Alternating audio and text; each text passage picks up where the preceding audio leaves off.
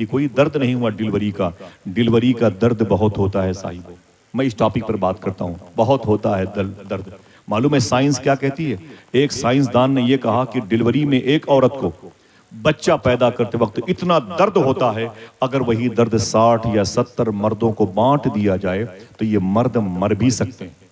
ताहिर भाई, देखना, कौर भाई, ये मर्द मर भी सकते हैं, इतना दर्द होता है इन माओं को।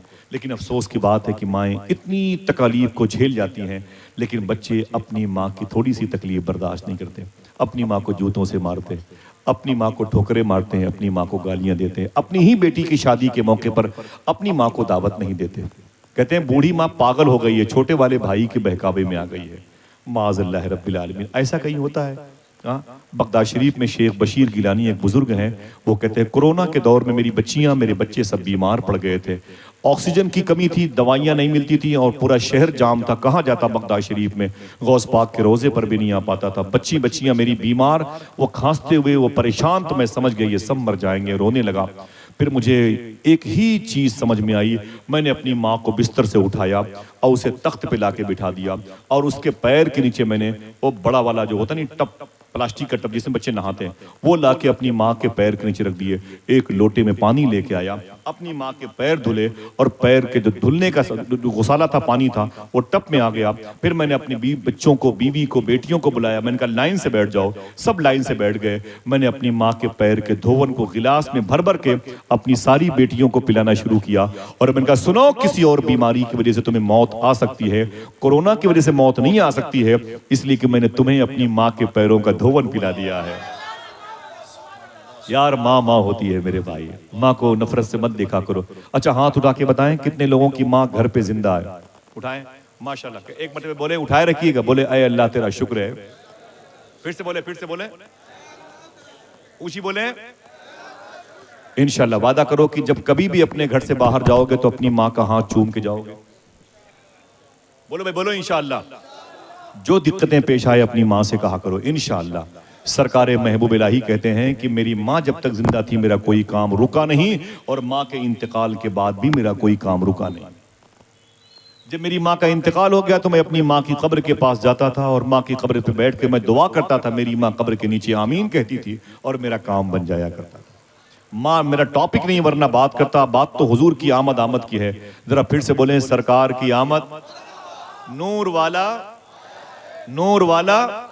अम्मी आमिना फरमाती मैं डिलीवरी के वक्त कोई तकलीफ मगर नहीं हुई, कोई दर्द नहीं हुआ, कोई ब्लीडिंग नहीं हुई, कोई घुटन नहीं हुई, कोई ताफुन नहीं। अम्मी आमिना फरमाती है मेरी 3 सहेलियां मेरे करीब बैठी थी जब हुजूर पैदा होने वाले थे। बातें याद रहेंगी? अम्मी आमिना फरमाती है मेरी 3 सहेलियां मेरे करीब बैठी थी जब हुजूर मेरे शिकम से जमीन पे तशरीफ लाने वाले थे। उनमें एक का नाम है मखदूमा शिफा, क्या नाम है? दूसरी कनीज थी जिनका नाम था सूबिया। किसी 1-2 किताब में सोएबा लिखा होता है, सूबिया, सूबिया, ठीक है, वो कनीज थी। तीसरी औरत का नाम था हजरत उम्मे ऐमन। उम्मे ऐमन कौन है? ये हुजूर की माँ की सहेली हैं। इनके इंतकाल के बाद हुजूर ने कहा था उम्मे ऐमन मेरी माँ के बाद मेरी माँ है। हाय हाय हाय, हुजूर ने इनसे कितनी मोहब्बत की। जब उनसे इतनी मोहब्बत की तो अपनी माँ से कितनी मोहब्बत करते। लोग कहते हैं कि हुजूर ने अपनी माँ की खिदमत करने का कोई दकीका नहीं पाया, लेकिन हुजूर ने कहा क्या है मालूम है अपनी माँ के बारे में? मेरे आका इरशाद फरमाते काश मैं इशा की नमाज पढ़ा रहा होता।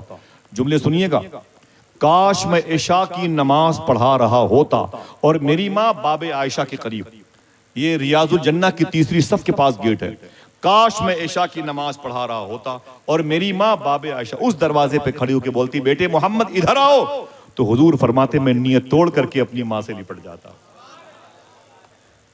इससे बड़ा ऐलान क्या होगा माँ के फजाइल पर। दुआ करो अल्लाह हमारी माओं को शिफा अता फरमाए।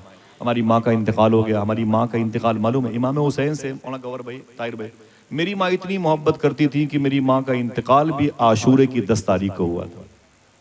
अल्लाह की मर्जी है। अभी भी घर से निकलता हूँ तो उनकी कब्र पे बहुत देर देर तक बैठता हूँ। मेरे आपकी माँ अगर घर पे है तो उसका एहतराम करें, नहीं है तो उसकी कब्र पे जरूर जाया करें इंशाअल्लाह। दिल से बोले इंशाअल्लाह। मेरे आका की माँ कहती है मेरी 3 सहेलियां थी, एक तो शिफा थी, एक सोबिया थी जो कनीज थी और एक उम्मे ऐमन। मुझे लेके बोले भाई हुजूर की पैदाइश पर घर पे कितने लोग थे? ऊंची बोले 4 लोग थे। अचानक अम्मी आमिना कहती कि मैंने क्या देखा, 3 और औरतें मेरे घर पे आ गई। 3 और औरतें मेरे घर पे आ गई। मैंने कहा आप भाई आप कौन है, इतने बन ठन के आई हैं, आप कौन है, इतना बन संवर के आई, इतना मेंटेन हो के आई, आप हैं कौन? देखना कौन सुभान अल्लाह कहता है। उनमें से एक ने कहा, ए मखदूमा आमिना, मैं हाजरा हूं, हाजरा। बोले मेरे ही बेटे की ठोकर की वजह से जमजम का पानी निकला है, मेरे ही गुजरगाह को अल्लाह ने इन्न सफा वल मरवत मिन शाइरिल्लाह का, मैं हाजरा हूं, हाजरा। अम्मी आमिना फरमाती, ओ आप हाजरा हैं? बोले हाँ। बोले ये कौन है आपके बगल में? तो उसने कहा मैं सारा हूं, सारा। सुभान अल्लाह, नाम सुन के सुभान अल्लाह कह दीजिए, तफसील फिर किसी मौके पर। बोले आप, बोले सारा हैं। बोले सारा के बगल में कौन है? देखना कितने लोग सुभान अल्लाह कहते हैं। ये नाम जो लिया जा रहा है, इस नाम की इस कुरान में एक सूरे मौजूद है, इस सूरे मौजूद है। हुजूर की मां फरमाती आप बोले हाजरा, अच्छा आप बोले सारा, अच्छा आप कौन हैं? तो उस औरत ने शर्माते हुए कहा मेरा नाम मरियम है, मरियम। बोले मरियम? बोले हाँ। बोले वो तेरा बेटा ईसा? बोले हाँ हाँ। बोले अरे मरियम तू ईसा की मां है? बोले हाँ। बोले वो ईसा नबी? तो जनाबे मरियम खड़ी हो गई। बोले आमिना कैसी बातें करती है, अरे मैं एक नबी की मां हूं, तू नबियों के सरदार की मां बनने वाली है। अल्लाह अल्लाह अल्लाह, वो नबियों में रहमत लक़ब पाने वाला, मुरादें गरीबों की बरलाने वाला। बहुत बहुत शुक्रिया। जनाब अम्मी आमिना फरमाती हैं कि मुझसे कहा बीबी मरियम ने, तू नबियों के सरदार की मां बनने वाली है। खुशी मनाई गई। उतने में अम्मी आमिना फरमाती, सरकार मुजाहिद मिल्लत के खलीफा अपनी किताब तजल्लियात रहमतुल आलमीन में लिखते हैं, अम्मी आमिना फरमाती हैं कि हुजूर सल्लल्लाहु तआला अलैहि वसल्लम की पैदाइश के वक्त पतली पतली लड़कियां, खजूरों जैसी लंबी लंबी लड़कियां, अम्मी आमिना कहती दंदनाती हुई कभी इधर से उधर, कभी उधर से उधर, कभी इधर से उधर, इधर से उधर घूमती थी मेरे घर में। मैंने उन लड़कियों से कहा, ए लड़कियों तुम कौन हो? देखना कितने लोग सुभान अल्लाह के, तुम कौन हो? तो उन लड़कियों ने कहा, अम्मी आमिना हम जमीनी नहीं, हम आसमानी हैं, हम जमीनी नहीं, हम आसमानी। बोले हो कौन तुम, तुम्हारा ताल्लुक किस कबील से है? बोले हम किसी कबील के नहीं। बोले फिर कहाँ की हो? उन लड़कियों ने कहा, अम्मी आमिना हम जन्नत की हो रहे हैं, हुजूर के इस्तकबाल के लिए आए हुए हैं।